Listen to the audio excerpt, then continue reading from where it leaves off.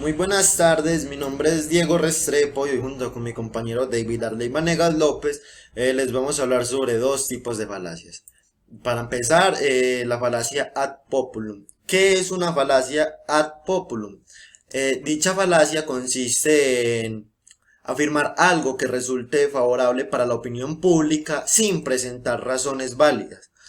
La estructura lógica del ad populum es, primero, A afirma P, segundo, A presenta un contexto emocional favorable y tercero, por lo tanto, P.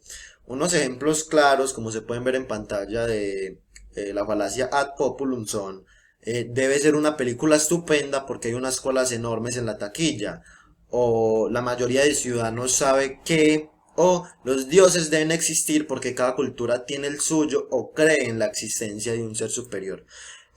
Como se evidencia en dichos ejemplos, no se presentan razones válidas de por qué su afirmación es verdadera, sino que simplemente lo que tratan es de despertar las pasiones del público, haciéndolos creer que porque muchas personas creen en ello es necesariamente verdadero.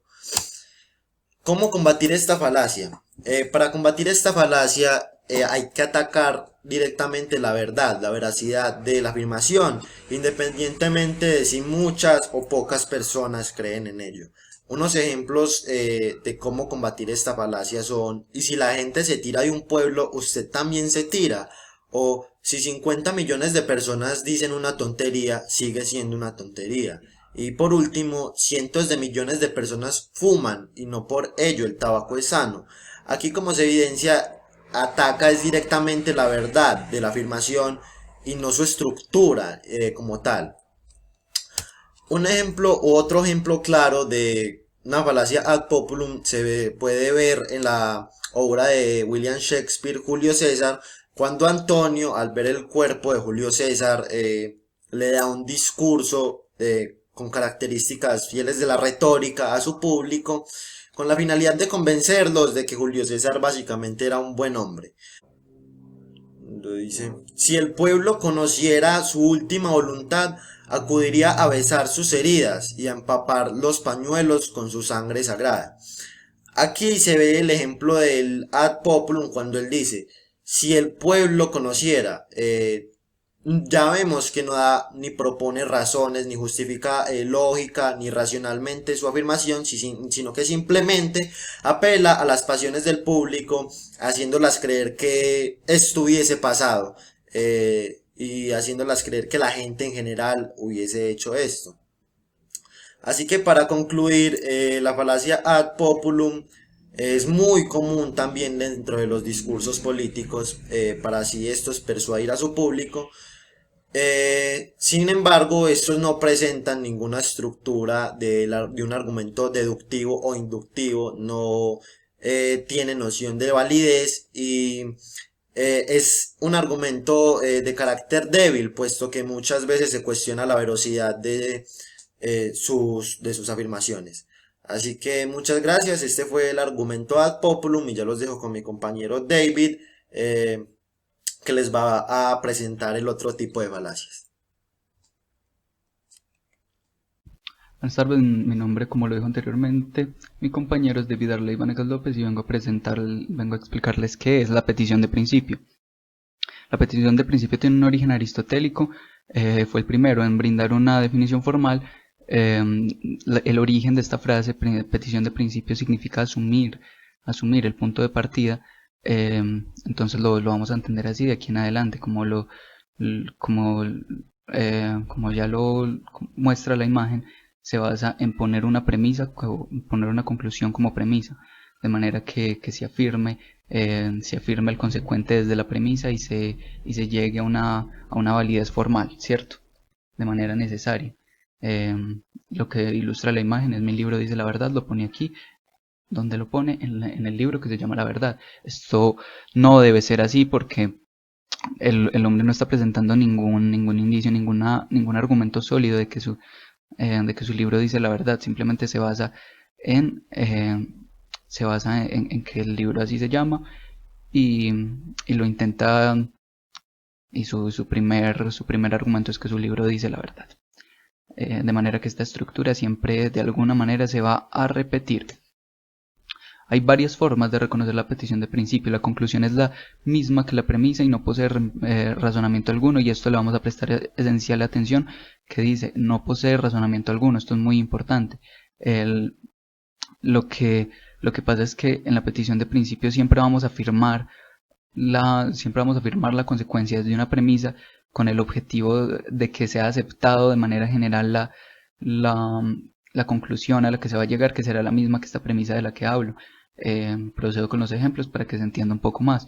Lo que dice la Biblia es verdad porque Dios lo escribió. La Biblia dice que Dios existe, por lo tanto Dios existe. Lo que nos están presentando es básicamente nos están presentando una prueba insuficiente de que Dios existe por medio de la afirmación de que Dios existe, y el argumento que nos van a dar es que la Biblia dice que Dios existe y la Biblia la escribió Dios. Esto no tiene sentido. Entonces, bueno, vamos con el siguiente. El presidente no se equivoca, el presidente expidió un decreto, seguro será lo correcto. Esto se equivoca, ¿por qué? Porque incurre en la falacia en el momento en el que prestamos atención y decimos por qué el presidente no se equivoca. ¿Cuáles son los argumentos para decir que el presidente no se equivoca y que este decreto que ha expedido será lo mejor para la nación?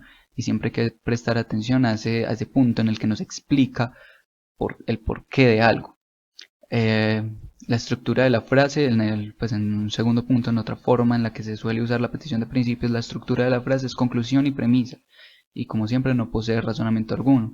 En los ejemplos que puse la marca JBL, es la mejor porque yo tengo unos JBL y suenan genial. Aquí les estoy intentando introducir la idea de que la marca JBL es la mejor simplemente porque yo tengo unos, pero no les estoy dando aportes técnicos, decirles que la marca JBL funciona de tal manera y en comparación con otra es la mejor. Simplemente les estoy afirmando esto y he incurrido en la falacia.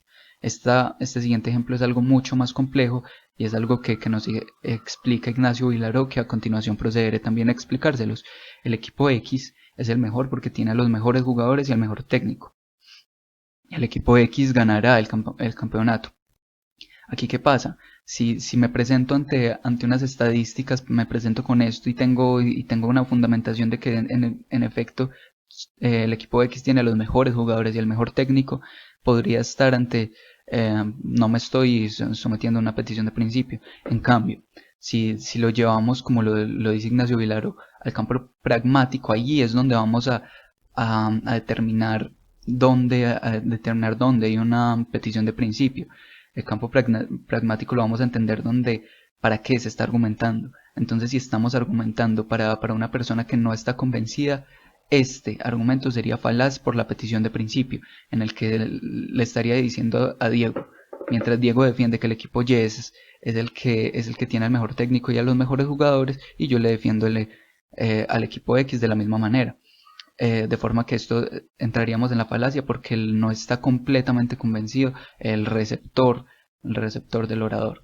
Entonces esta es la forma en la que se puede diferenciar cuando se cae en petición de principio, que suelen haber confusiones grandes usualmente, porque es peligrosa. La petición de principio se utiliza mucho para hacer que en discursos largos se acepte la conclusión, ¿cierto? Entonces tiro mi primer premisa desde el inicio y mi conclusión en un discurso de pongámosle media hora, y al final de la discusión estoy soltando la premisa 1 como conclusión, como ya generalmente se aceptó que existe que digamos en el caso de que Dios existe, y empiezo a dar argumentos y en últimas, como en los anteriores ejemplos, mi argumento va a ser el mismo que mi premisa.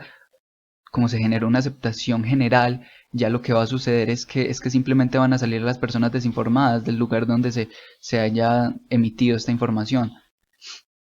No quería poner una estructura al principio porque la estructura implica ordenar algo que no siempre va a estar ordenado en el caso de la petición de principio, pero lo podemos ver como P implica Q, supongo P, por lo tanto Q. Lo que estamos haciendo, lo que hago aquí, una estructura, aunque no esté muy de acuerdo con componerla es llevarnos más al campo de argumentación y método jurídico para que nos sintamos más familiarizados. Lo que pasa es que se presupone sin demostrar la premisa 1 y al final esta premisa nos lleva a que Q, que la llamaremos la conclusión, sea cierta, ¿cierto? Entonces podríamos incluso ver P y Q como iguales. No se puede confundir con el razonamiento circular. El razonamiento circular es una prueba de validez que también tiene origen aristotélico. Se trata de cuando tienes un silogismo en el cual tienes tanto tienes tanto la premisa como la conclusión. Lo que haces es organizar premisa y conclusión de diferentes formas, poner una conclusión como una premisa, y esta debe correlacionarse con cada una de las premisas. Así se hace esta prueba. Y es el cambio que se logra ver en la petición de principio, que simplemente es algo falaz, que lo que busca es someterlos a información falsa. Doy las gracias y me despido. Tengan un feliz día.